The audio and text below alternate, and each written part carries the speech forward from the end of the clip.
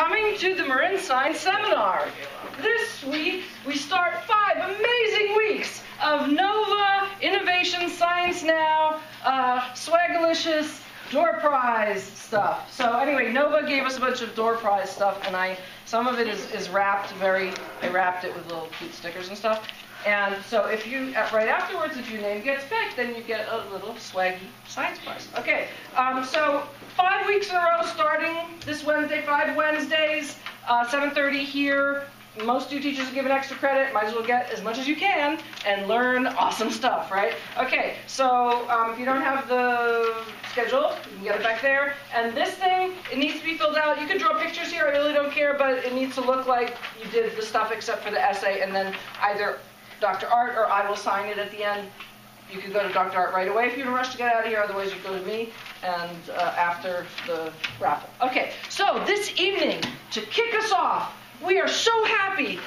Thank you. Thank you so much, Julie Pettijohn, for making it so that we don't have dirty, filthy, disease-ridden water, so that we're not being poisoned by lead, that we're not dying of cholera, and other awesome things. So let's give it up for Dr. Julie Pettijohn. Not a doctor. Not a doctor, but a... Maybe someday. Anyway, thank you for being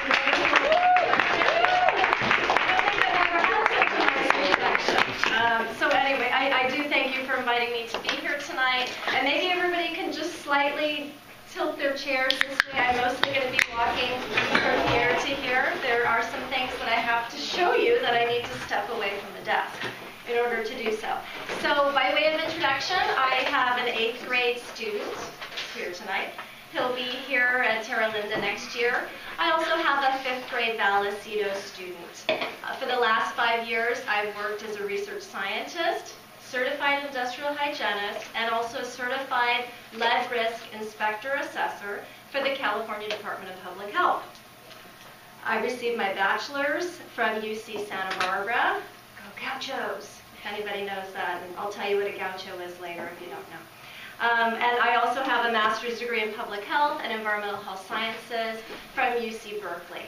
So I should also say, go Bears. And I've worked as a public health professional for about 20 years. So I'll be telling you a little bit about some of the work that I do on a day-to-day basis. But I work for a bureaucracy, so I'm required to give you this long and very complicated disclaimer, which basically says, my presentation is entirely personal, and they're my own opinions, not those of Department of Public Health. So now that we have that out of the way, I can say that I gave you the disclaimer. Okay, question number 1. You see that there's a faucet here. So by show of hands, and don't be shy, please. By show of hands, how many of you today got a glass of water out of your tap at home or a drinking fountain anywhere you were, or if you cooked with water from your home? Raise them high. And it's okay if you ran your water through like one of those Brita filters, you should still raise your hand. Okay, so a pretty good amount. Okay, you know you're supposed to drink 8 glasses of water a day? All right. So, and the point of this is that many parts of the world still do not have drinking water that is safe to drink. And yes, cholera, as you mentioned, is still a very real thing in many parts of the world. Cholera is one of those diseases that's caused by a bacteria in water. It actually can lead to death, and I think it was in 2010 there were between 100 and 300,000 people worldwide who came up with cholera. What happens to you when you get cholera is very unpleasant. Diarrhea, not so pleasant. Nausea, and the like. So, anyway. Okay, so let's go on to question number 2. So, a nutrition label. So, by show of hands, how many looked at a food nutrition label in the last week or so? You want to know what's in your food before you eat it. Okay? So packaging labels on food are ultimately designed to inform the consumer of exactly what they're eating. And this stems from the problem in our country of obesity, and particularly among childhood obesity. So you probably have noticed in the last several years at your school that you can't buy a sugared soda. And one of the reasons why is sugared sodas are very high, of course, in sugar and not particularly good for you. And actually, they have done studies to find that the more sugared soda you drink, the more you want to drink. And because of the obesity problems, it's just better not to have those available in the school setting. Okay, here's one. Who likes what that is? Does anybody know what that is? It's a shot. Okay. So who this year has thought to themselves, I should get a flu shot, or maybe your parent made you get a flu shot, or let's see, parent made you get one, you got one, you want to get one because you don't want to get sick. Okay, I'm going to raise my hand. Does the one through your nose count? The one through your nose, it does. Yes, thank you for clarifying. You're right. There are two choices on the flu shot. Yeah, that was just fun. some people don't like stuff up their It nose. tastes like popcorn. Yeah. Okay. So although the flu shot is not a required vaccine, many vaccinations are required for school-age kids. And I was talking, I think, to you earlier today that the most recent requirement for vaccinations is for whooping cough, or pertussis. And the reason why it is a requirement for 7th grade students is that we are seeing the highest levels of pertussis, whooping cough, since the 1950s. That's quite staggering, actually. And schools are the perfect breeding grounds for transmitting pertussis because it comes with close contact, and you're sick, but you don't even know you're sick, and you're actually infecting other people. The disease is actually particularly dangerous for infants and also for pregnant women, and it can result in fatalities, unfortunately. Most of the rest of you teenage kids, if you were to get whooping cough, you would just have one heck of a cough. It sounds like a barking seal. Okay, so this is my last question for right now. So how many of you have a part-time job outside your home, or if you're a parent, you have a job outside the home? Okay. So for those of you, okay, so that gives me a great thing. And then, so here's the question. Let me get to the chase. So how many of you think that if you have the part-time job or the full-time job outside of the home, answer for this, how many of you think that your workplace should be safe and healthful and free of recognized hazards?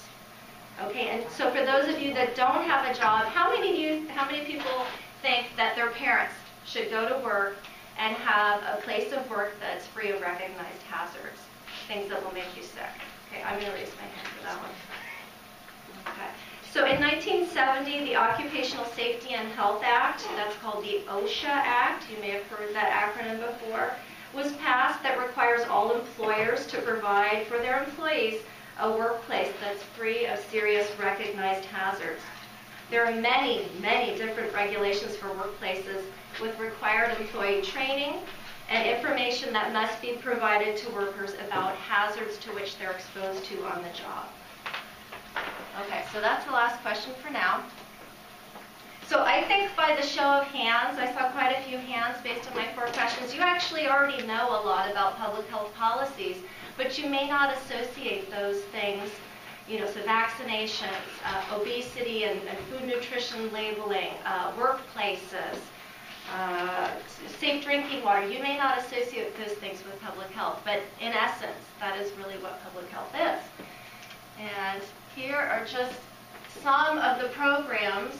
So this is our kind of crazy logo for the Department of Public Health, but here's just a smattering of some of the other different types of programs that we have in the Public Health Department. Everything from monitoring what's in marine organisms that you potentially could eat, to emergency preparedness, infectious diseases that came up.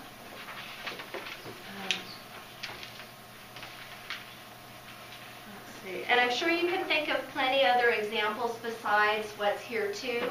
So you may go into a building and see a no smoking sign. Okay, people observe the no smoking sign. So the reason for that is because we know with very good evidence that secondary tobacco smoke can actually cause cancer. and also stroke. And so by observing, and we know that, when I was a kid, they had no smoking zones and smoking zones. Well, the smoke doesn't stay in the smoking zone.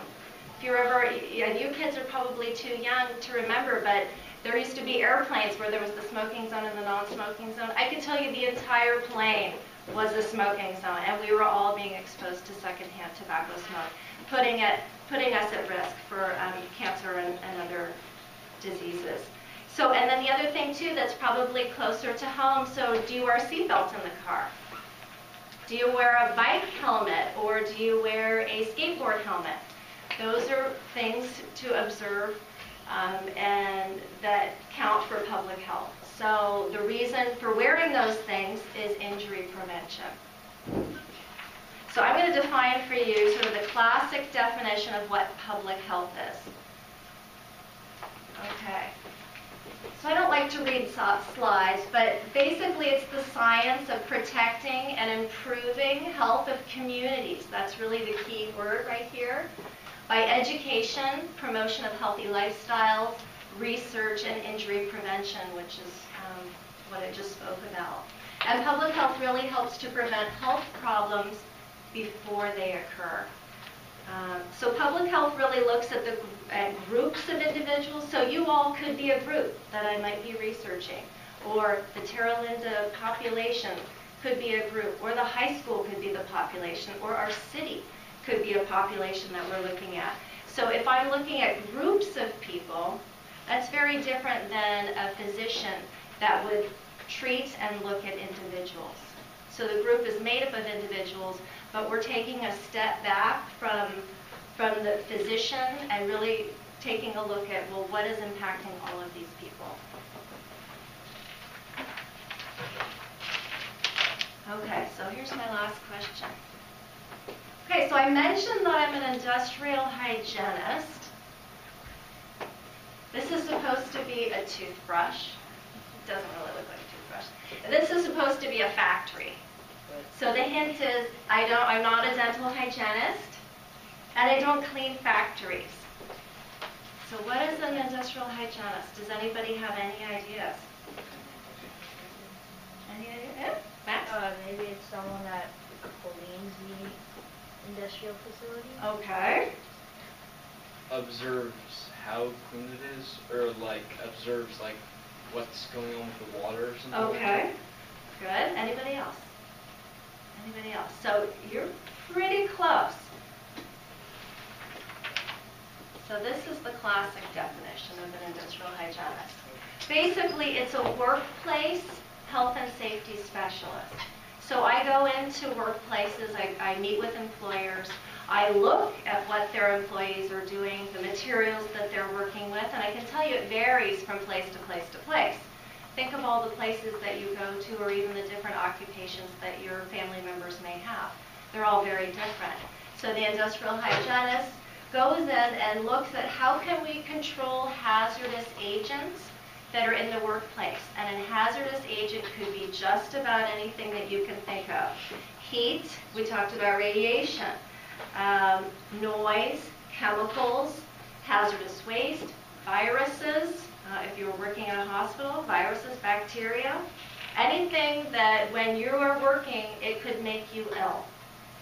So the job of the industrial hygienist is to conduct sampling to assess exposures to the hazardous agents that workers are exposed to, and to recommend controls to either eliminate those exposures or to reduce them.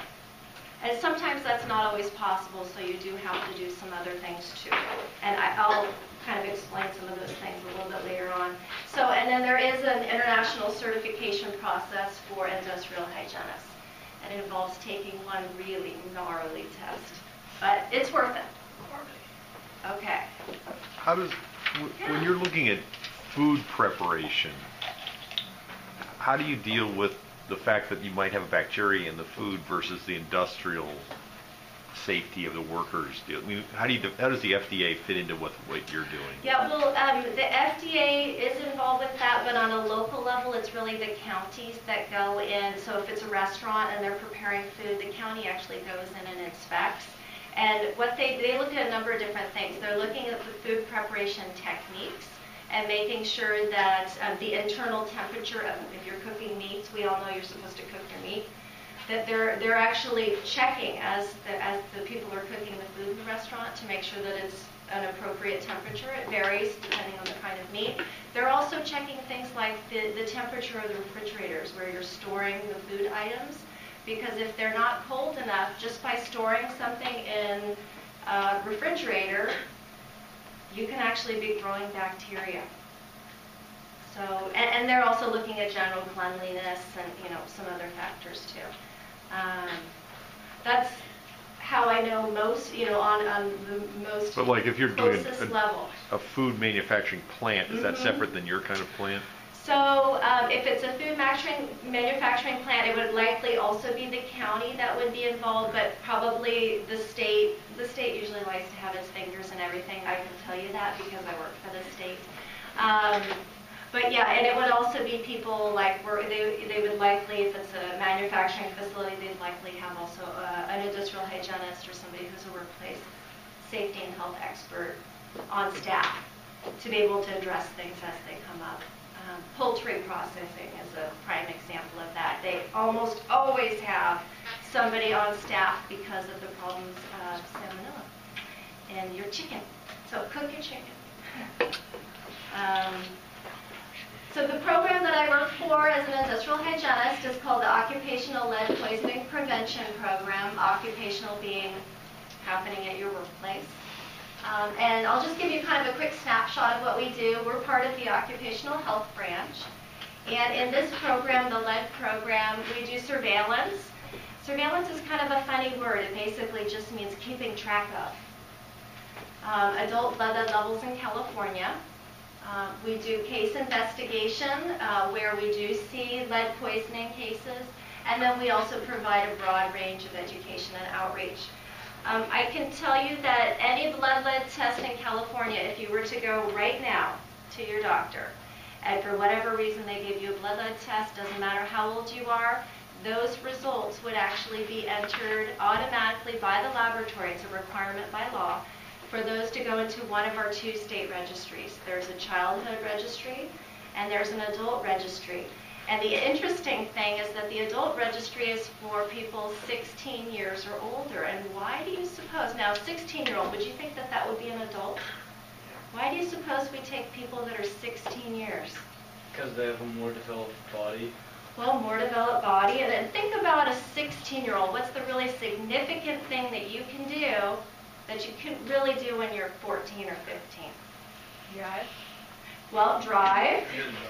Get a job. So maybe this part-time job that you have, maybe for whatever reason you're exposed to lead at your job. So even though you're 16 doesn't mean that we consider you to be an adult, but if you are exposed at your place of employment, then we do consider you to be an adult. Let's see. And then what I mean by case investigation, so of the 58,000 tests that we get for adults 16 years and older, we get 58,000 of them every year, plus or minus. Of those, we're actually looking at all of the results as they come in. And we're trying to identify those that have really elevated levels, because those are the ones where we want to go talk to the worker, find out what, why do you have this high blood level? What are you doing? What is your job? And then with their permission, we also talk to the employer and find out what is it that you're doing, what materials are you using, and then we work with both the worker to get the medical care that they need, as well as the employer to make changes in the workplace so that they're not going to be further exposing workers down the road. Okay, so you might ask, well, what is this lead stuff?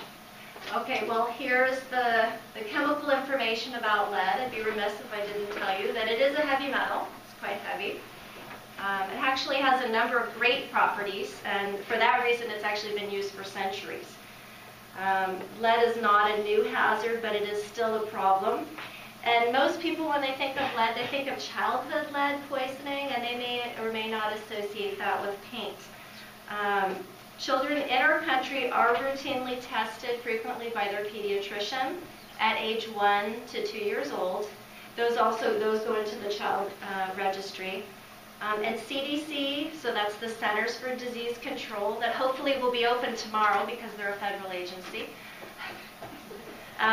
CDC estimates that 535,000 American children have enough lead in their blood, putting them at risk from cognitive, so mental deficiencies, as well as behavioral problems. So 535,000, that's about 10 times the population of San Rafael. That's a lot of kids, and this is a completely preventable disease from being lead exposed. So the other thing I should point out is for children and also for adults, there's no level of lead that's considered acceptable or okay or safe. And if you were to look across our nation for adults 16 years and older, if you weren't using lead, your average blood lead level would be about a little less than 2 micrograms per deciliter. And let me put that unit, most people are not familiar with the unit of microgram per deciliter. Let me put it into context for you. So a microgram is a millionth of a gram. Does everybody agree? Yes. Okay, so a gram, think of a paper clip. A paper clip or a dollar bill or a stick of gum all weigh about a gram. Now think about 1/1,000,000th of that weight. That's a pretty small amount. And then deciliter, which is the DL, is 1/10 of a liter. So that's about 3.3 ounces or a quarter of that can of soda. So a tiny, tiny, tiny amount and a relatively small volume of liquid, in this case blood. Lead is extremely toxic, is really what it amounts to. So there are workplace regulations for lead. There's actually 2 different ones. And it does allow workers to be working around lead, using lead materials, and have a blood lead up to 50 micrograms per deciliter before the employer really needs to make a lot of changes. And I can tell you that the health data is extremely compelling to indicate that you really need to keep your blood lead level below 10 so that you don't experience adverse health effects from lead exposure. So 10, if we're saying 10, but we're allowing people to be exposed up to 50, what does that mean for workers in California that are working with lead? Well, I'll tell you what it means. They are experiencing health effects. And it's really very unfortunate, and I'm going to be talking a little bit about some of the efforts that we are making as part of the Department of Public Health to make changes to the lead regulations. And I did mention that, the lead has been used a long time. The Romans used lead pipes. They were very sophisticated in that they had indoor plumbing, but they used leaded pipes. Well, water, when it sits on a lead pipe, is going to be leaching lead out of the pipe into the water. Not such a great idea. What I found really interesting in looking into the history about lead is that even Benjamin Franklin, so everybody I think can agree he was a pretty smart guy. So he wrote, and this is exactly what he called it, he wrote of lead's mischievous effects on workers. And particularly, he was very involved in the printing press industry. And in those days, they used lead to set the type. And if you don't do a good job washing your hands after it, you can get a pretty good lead exposure. I'll be talking a little bit about that. And then also plumbing. There again, thinking about the Romans with their leaded pipes. What I can tell you today is that if you were to put in piping in your home or a fixture, a faucet, they're all required by regulation now to be completely lead-free because of the issue of leaching. Okay, so how does lead get into your body? Do you have any idea? How does anything get into your body? Airway. Okay, airway. Okay, you're inhaling it. Okay, Althea. When I was little, they always had these commercials on the TV about kids eating paint chips. Okay, eating, yes. And that is a true thing. It's actually called pica behavior. Pica meaning eating things that you're not really supposed to be eating. And I can tell you my brother was a pica child. People also used to burn batteries. Burn batteries, yeah. So when you're burning the battery, the lead that's in the batteries, like a car battery, has a ton of lead in it, and it's just the way that they're constructed. If you burn the battery, it produces a fume. And the point is, so you all were right. So the point is inhalation of lead, fume, and dust. Fume being when you're heating something with lead, you're producing the smallest particle, which is called a fume. And it's even smaller than a dust. It's micron size, very, very tiny. And there's nearly complete absorption into your bloodstream when you are exposed to fumes. And I can tell you, so this guy, he's welding. He's welding on something that's lead, right? Do you see the cloud of smoke or fume?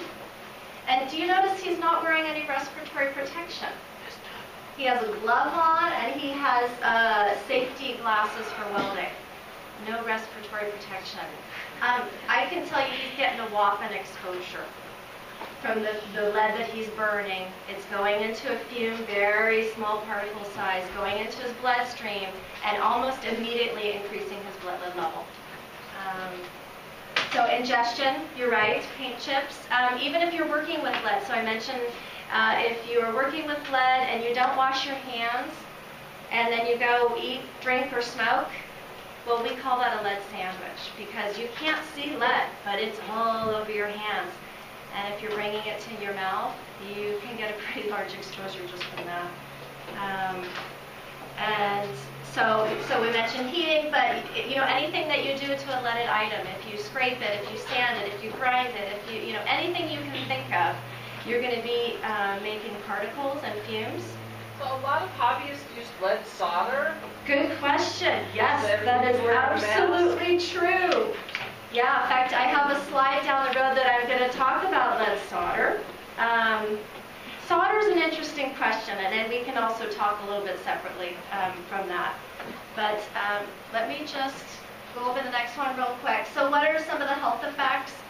So we're now seeing that not only short-term, very high exposures to lead, like the gentleman that was in the picture before, he's going to have a really high exposure, that not only can that cause poisonings, but also long-term, or what we call chronic exposures, lower-level exposures, can also cause health effects. And the problem is, you can damage your body without seeing obvious health effects. You can be lead poisoned and not know it. In fact, it's very common. You walk into the doctor, oh, I don't feel so well, I'm not sleeping so well, my stomach kind of hurts, I'm having difficulty concentrating. All prime symptoms of lead poisoning. And the other problem is that even with low-level chronic exposures, you can permanently damage your body. And some of the body parts here, high blood pressure, problems with your kidney, your brain, adverse reproductive effects, so that's both for men and for women. It can cause problems conceiving. Oh, yeah. See, that's the lovely state system for you. Anyway, so it can cause tremendous effects also for that. So just as a reminder that we are shooting for keeping people below 10 micrograms per deciliter. So Althea asked about leaded solder. So what do you think might be some of the occupations where people are exposed to lead? Any ideas? So we talked about batteries, we talked about solder, we talked about paint. Okay, go ahead. Building like big cargo ships and stuff. Cargo ships, okay. Maybe doing some welding or construction. Yeah. Fishers. I'm sorry? Fishers. Fishers? They use the lead weights. Oh, fishing. Yeah, lead weights. You're absolutely right. Absolutely right. These are all true statements. Okay, so here's just some examples. The car repair is really focused on battery repair. In the days where we used to repair batteries instead of just pulling them out and putting a new one in. Also radiator repair. There again is kind of a dying breed. Also construction and remodeling work and demolition, that's probably where you're going to come into contact with the lead paint. Electronics, that's where you find your solder use. And the other thing too is that it's not only occupational exposures, it's also if you are a vintage car repair enthusiast, Those old classic Mustangs, I love the 1968 Mustang. That was the year I was born. Paint on that vehicle is going to have excessively high levels of lead. And if you are altering that paint, maybe sanding the paint to repaint it, you're going to be getting a pretty good exposure. Stained glass work, same thing too. You're using lead solder, but also lead cane, which is the pieces that look like metal. Yes? What about things like heavy metals in cosmetics or sunblock and things like that? Yes. A lot of There is lead in various cosmetics, and they've done a bunch of testing recently on lipsticks. And particularly the ones that are really red tend to have higher concentrations of lead, unfortunately. And yeah, you put that leaded lipstick on, you're eating lead. So they're actually doing a better job these days, actually testing more cosmetic products. And that's one of the parts of the occupational health branch is we do have a safe cosmetics program where they're starting to go out and actually pull things off the shelf and do testing for a variety of different things. Lead, titanium dioxide, a number of different things. So I hope that answers your question. The other two places are like glazes on pottery. Yeah, exactly. And then coils on like tea kettle heaters.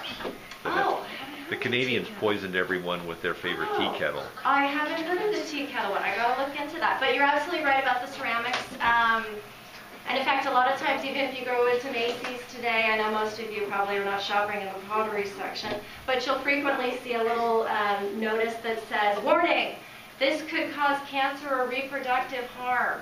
And that's because even though they've done a really good job removing lead from many glazes on potteries, it still exists. If you were to buy pottery in Mexico, I would definitely test it before you put something acidic into it. That same warning's also on like a lot of earrings and jewelry. Correct. You're absolutely correct. And in fact, there have been kids that have like small children have inadvertently swallowed jewelry that they didn't know was lead containing, and they got extremely ill. So you're absolutely right about that. So lead, I'm arguing, is just about everywhere. You just have to look for it. So here's where we get what I think is some of the fun stuff. So how can you tell how much lead a worker is exposed to? Well, the first thing is an air monitoring device, and I will show you this to you. So this is actually a pump that is not currently working, so otherwise I turn it on, you could hear it. It just sounds like a pump. But it operates under a vacuum, and then in this little contraption is a filter. So what happens is that, and there's a hole here. So air is being pulled through this pump. It operates like a vacuum. It's sucking air in, and it's trapping the lead on this filter. So I could put this on a worker, like myself. Well, let's see. Put it on. Okay, and then I would clip this part. Well, probably most people don't like it immediately around their arm, but just for the sake of argument, I'm just going to attach it in the front. Okay, and I want to get this as close to my breathing zone as possible, right? So because I want to know how much lead is a person being exposed to in air. And if I know how fast I've run this pump, so the flow rate, and if I know how long I've run it, I can give that information to the lab, and then based on how much lead is on this filter, they're able to calculate for me how much lead was in the air that the worker was being exposed to. And there are regulations about how much lead in air somebody can be exposed to. So this is an air monitoring device, personal air monitoring device. Yeah, question. What would you do if, like, you did do that and there was too much lead in the air? Would you, like, shut down the pump? Oh, great question. If there is too much lead in the air, it really depends on the level. But I have seen it excessively high. And generally speaking, you're going to take these filters to a lab and they're going to turn them around in 24 hours. And you're going to make a quick phone call the next day. Hey, you got a big problem. Stop what you're doing. I'm coming over and I'm going to help you.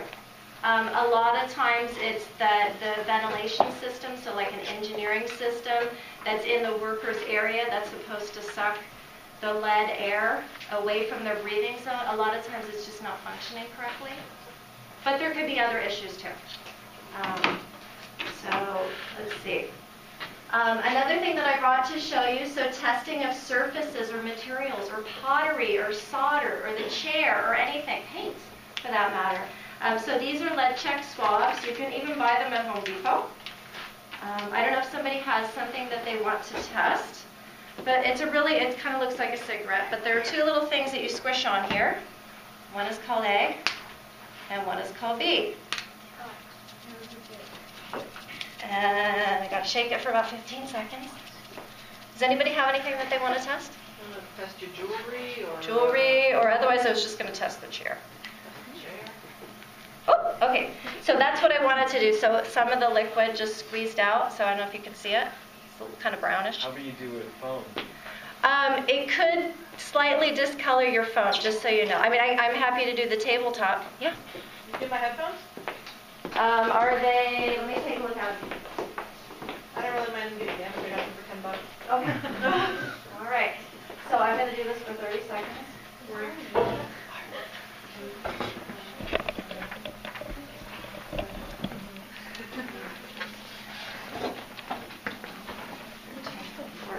$15, $16, $17, $18, $19, $20, $21, $22, $23, $24, $25, It's either really clean or really bad. 28, 29, 30. Okay, so we'll need something just to wipe off the stuff. Okay, so if there were to be lead, so you're in luck. If there were to be lead, this would either be pink or red. And the darker the pink or the red color, the more lead that's there. But it can't tell me exactly how much is present, just that lead is there. And then so what you would do to make sure that this test was actually, that I did it correctly, I actually have something that has lead. And it's right here. So, and pretend that I have gloves on, okay?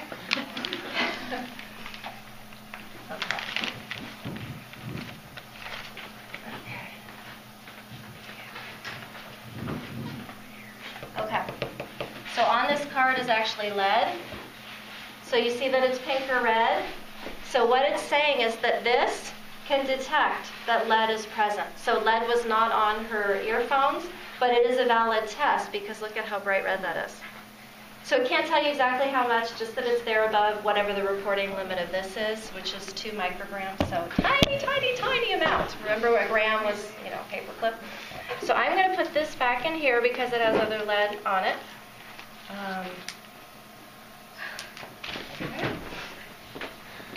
And the thing that's kind of interesting about these, which I sort of learned the hard way, I use these a lot for detecting the presence of lead and sort of showing the employer, look, you have lead on your cafeteria table. Not such a great idea. You really have to take a picture of these because the color fades over time, unfortunately. So there's that. And then just the last thing that I brought to show you is something that's called, how are we doing on time? You're good. I need to speed up. So this is the other thing that I brought for you. So if you wanted to check lead on a surface, this is a transect. So I know the exact size of this. This is the smallest size that I can use. If I was in a lead factory and I wanted to know how much lead is on that table, I wanted to quantitatively know how much lead is on that table or on the floor or wherever you want to test or in your home, anywhere. You would tape this to the desk, take out one of these, they're called ghost wipes. And the reason why they're called, and here again, I have gloves on, do you see them? So they're very, very thin, okay? And with this transect, I would rub back and forth, up and down, back and forth, and then I would do all 4 corners. Okay, and then this wipe, which may or may not have lead in it, gets shoved into a hard container, and I take this to the lab and I tell them the size that I sampled was 10 by 10 centimeters. And there are standards for how much is acceptable lead surface contamination. I tend to like to use the ones that are 12 by 12 because the math's a little easier, but it was kind of too hard to bring a large transect with me. Okay, so we talked a lot about workplaces and where lead is and how to test for lead. So if I'm out doing all of this work, I have to remember to protect myself. So not only the workers have to wear this kind of gear, I have to wear it myself. So this is called the Tyvek suit. Kind of looks like maybe a spaceman suit. Makes a great Halloween costume. And the thing that's great about it is you can put this over your clothes and it prevents lead from getting on your clothes. And then you would leave this at your workplace. It doesn't come home with you because you also don't want to contaminate your car, right? If you wore this in your car, it's full of lead, it's going all over your car. And then it's going all over your home and everywhere else. So people would put these on, and this one actually has built-in booties because you don't want to get your shoes contaminated. And it also has a hood. So I was going to put it on, but I think we're kind of running short of time. If anybody wants to try it on, ask. Can I try it on? Right now? Here, after. And then some of the other things that we would have for lead workplaces, these are called respirators. This is the minimum level of protection that you would want to wear. These two are actually equivalent. They look a little different manufacturers, but the filter is specific for reducing the amount of lead that you're breathing. So, you know. Do they also work for meth fumes? No, different filter. Oh. Good phone.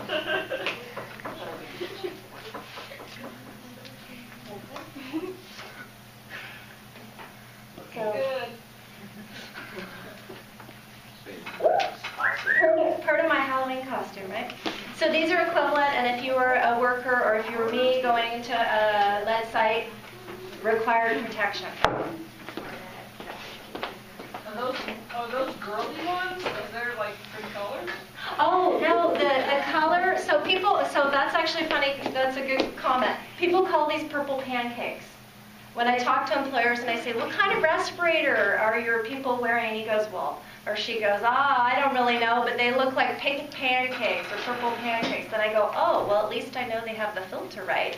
Because the filter or the cartridge that you have on your respirator is completely related to whatever you're being exposed to in your job. So if it's a meth lab, this is not going to help you at all. You're going to want something that can protect you against volatiles. Or if you were, I don't know, if you're going into an ammonia facility, this would do you absolutely no good because that's not what it's designed to do.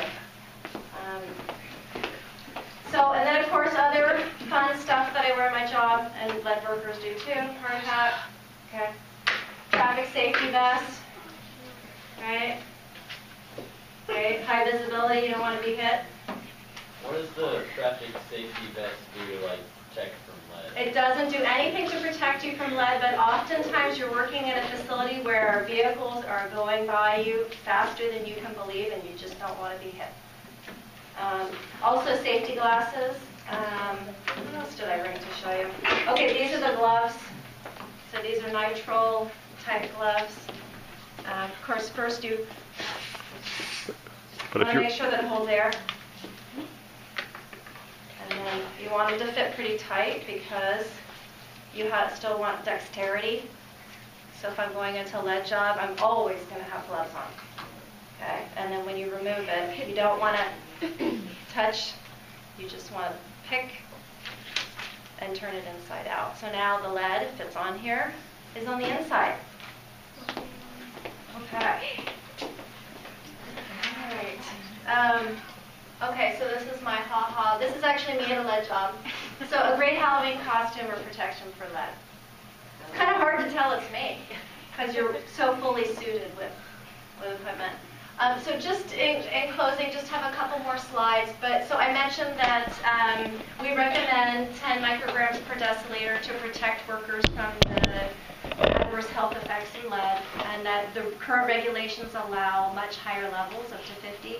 So this is a recent article. I love the subtitle, Rules Meant to Protect Workers Against On-the-Job Exposure Are Scandalously Outdated. Love that title. And it's absolutely true. The lead regulations were passed in 1978 based on 1978 data. That's a long time ago. We know a lot more about lead than we've ever known before. And so my agency is actually has sent recommendations to CalOSHA, so that's the California Occupational Safety and Health Administration, to suggest changes to the lead standard to make them more health protective, so that people are not legally being exposed to lead at concentrations that will cause them severe adverse health effects. So just in closing, I cannot do a talk without talking about global climate change. So we've talked about the various public health policies, vaccinations, and lead protection, and immunization. So something else that is definitely very real is global climate change. So we do know that, or it is projected that the Earth's temperature will rise significantly over the next 100 years. It's already risen 1.4 degrees. And if you know anything about global climate change, you know that that causes, melting of the polar ice caps and glaciers and sea level rise, and it affects our ecosystem. And the reason why this is occurring is the buildup of greenhouse gases around our planet, from burning of fossil fuels, deforestation, industrial processes. We're causing the problem, by the way. And it's true. It's absolutely true. The evidence is very clear. And they've really framed global climate change. Some people also call it global warming, which I would argue is not the correct term to use.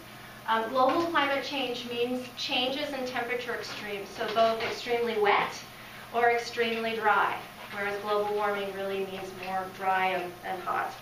So it has been framed as an environmental problem, but I can tell you that it is a human problem, and one that we have to really start thinking even more deeply about.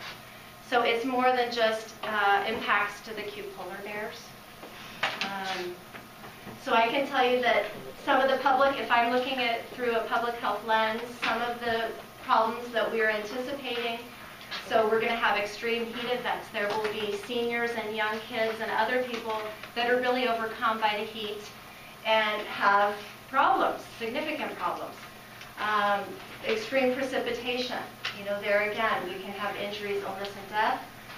Waterborne diseases. If we have excessive water is going everywhere. Maybe we're introducing waterborne diseases, so like cholera, for example. Cholera, it's very real that cholera could increase if there were to be excess water due to global climate change. People with respiratory problems will have even more problems, and people that aren't so inclined to respiratory issues may develop them, so asthmatics.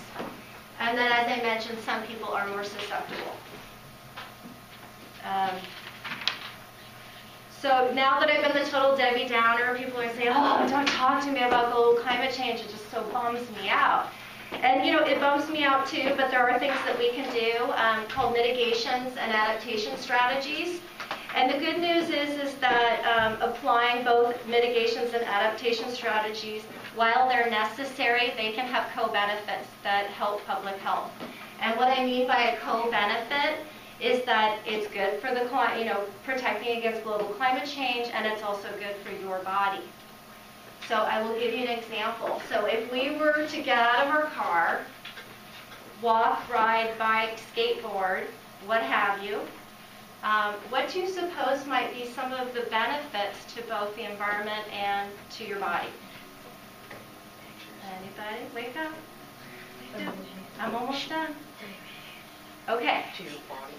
What would be good for you? So You get to exercise. You're going to exercise. That's a benefit. Yeah. Okay? So reduced air and water pollution, increased physical activity. I talked to you about obesity and those sugary sodas. Reduced motor vehicle-related injuries. And this is the one that's kind of squishy, but absolutely true. So improved social connections.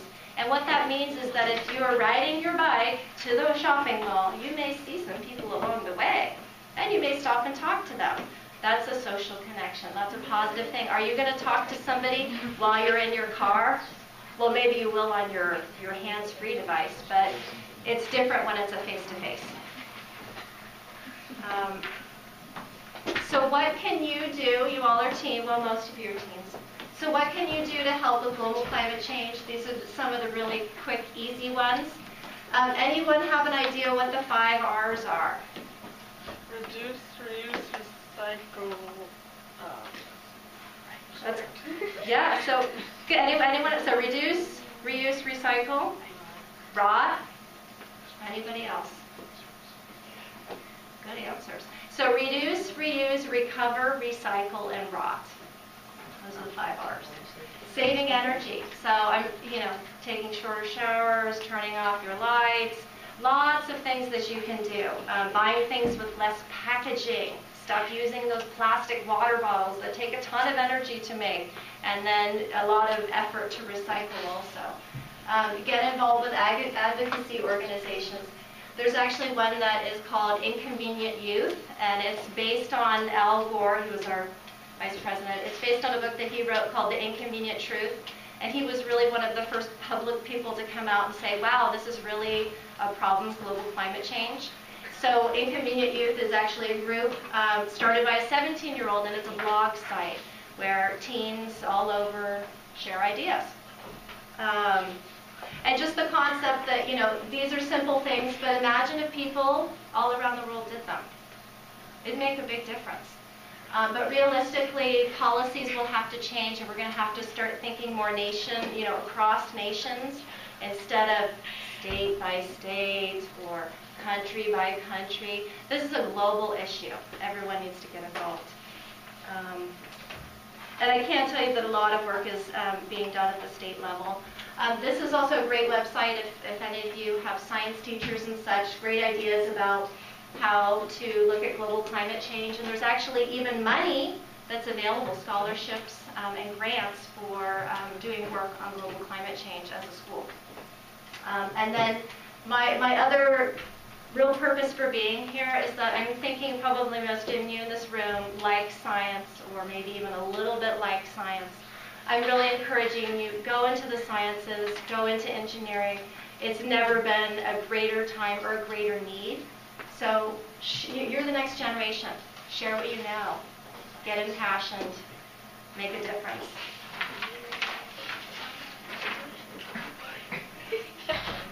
So, and sort of in line with that, get involved, become a scientist, become an engineer. I mean, just in my agency alone, number of different career opportunities, and it's everything from engineers to nutritionists.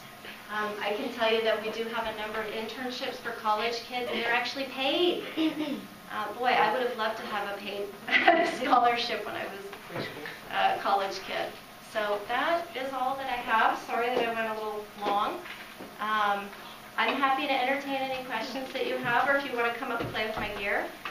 Oh, that too. I was just wondering, if you work for like a factory or something, and for some reason there's a high level of lead exposure, and you were to get sick, and very, very bad sick, or die, would they pay for the medical issues, or would you be left alone for that? Your employer is required to pay for your medical care while you're in so it's called medical surveillance. You would go in every so often and have a blood test, but eventually you would probably be referred to something that's called workers' compensation, and then they would pay for your bills. They would evaluate, are you truly impacted by this lead, what's going on with you, and then a claim would be filed. It's a little complicated, but yes, they would pay for your medical care, and employers are required to have workers' compensation insurance. Other questions? Yeah? What is does lead level have anything to do with the pH level of water? And good question. how does it go with osmosis and like transfer of water and different temperatures and Great question. More acidic, so lower pH, higher leaching of lead. And I can tell you that that's absolutely the truth. I had a case where these people, unfortunately, they were making homemade pineapple juice. So pineapple juice is very acidic. They were storing it in a glazed ceramic pitcher that they put in their freezer. They would take it out, let it thaw, use some of it. They'd throw it back in the freezer. They'd take it out, let it thaw, and they would do this on and on. So the lead, because the solution was so acidic, that pineapple juice, it was leaching lead out in astronomical amounts. The whole family ended up being lead poisoned. In terms of the osmosis issue, where we have water treatment facilities, they do have some filters for lead, and I do believe that they are based on osmotic principles. And then they have other filters too. So there are requirements about how much lead can be in your drinking water, and it's very small, 15 parts per billion. So 1,000th of a part per million. So very, very, very small amount. And in fact, they're thinking about lowering that because it's a little high. Yeah. How do you treat someone with lead poisoning? Oh, good question. Okay. Well, if you're really very ill, you can actually chelate somebody, and that is that you give, under the care of a physician, you give them drugs that bind lead that's in your bloodstream, and that helps reduce your blood level. But it can be very dangerous because it also strips your body of calcium. So it's kind of like you do it if the person really is having a lot of health effects and is really very ill. Otherwise, the best way to treat somebody, remove them from lead exposure.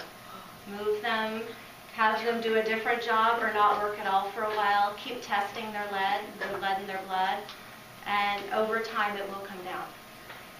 Great question. Yeah. So it sounds like once you're exposed, there's going to be a long period of time before you're cleansed of it. Yes. So it sounds like a really bad long-term thing to be exposed to lead. It's a bad thing. Like if you were instantaneously exposed right now and you've never been exposed, it's going to take your body 2 months to get to the half-life of what you were originally exposed to. But if you were somebody that worked 20 years around lead, it actually builds up in your bones. It's very similar to calcium. So although, and what happens is because of the process of diffusion, as your blood lead level starts going down and you're no longer exposed, it starts leaching from your bones into your blood. So, and sometimes people have high blood lead levels for years after they've been exposed, and it's really very sad. Or if they have a retained bullet that for whatever reason is inoperable and they have to leave it there, lead is in ammunition. Many of these people have lead poisoning, and there's really nothing you can do about it other than to say, please don't expose yourself to any other sources of lead. Great question. So any other questions? Anyway. Well, Ms. Pettijohn, thank you so much for stopping by and telling us all about the wonders of public health. And people, if you want to know more about it, there's some flyers that Ms. Pettijohn brought. New health data from lead, y nuevos peligros. Yeah, that one's in Spanish. I don't speak Spanish, sorry. Bilingual, and they're back there. Yes. And let's give a warm thank you.